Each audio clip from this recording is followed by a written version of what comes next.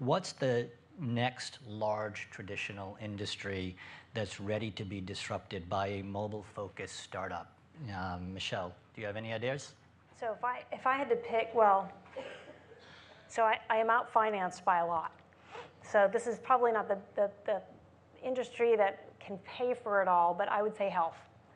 I think health is, and health, I don't just mean doctor's visits, I mean wellness as well as traditional health services. I think it's one of the most human problems that we have, obviously, most ubiquitous problem that we have, and probably one, and I think I would only second that with education, that is so rife for, there's been so much scholarly work that is not associated with auto processing. So I'll give you an example. So there's a company called CellWorks.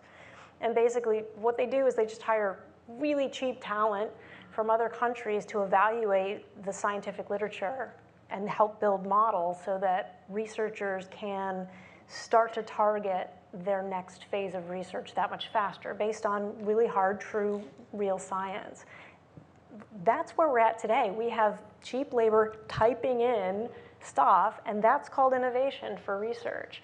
So I think there's a ton of room for not just the connected body and self and analytics, it's really how do we make better decisions for the type of health that we want to have and the kind of, what does that mean to the rest of the world? So I'll share another personal nugget of myself. I have multiple sclerosis, so I'm very obsessed with the whole person. So 10 years ago, I was blind in an eye and walking with a cane, and I had to self-search for the right solution. And that's not like groovy, like tantric yoga or anything, but it took a lot of doing and a lot of self-motivation. And I'm a fairly well-educated person in probably one of the best situations on the planet. That doesn't happen if you're in many parts of the planet. So not just health innovation for us here in the US or in the organized kind of nations, but also where things are quite dark.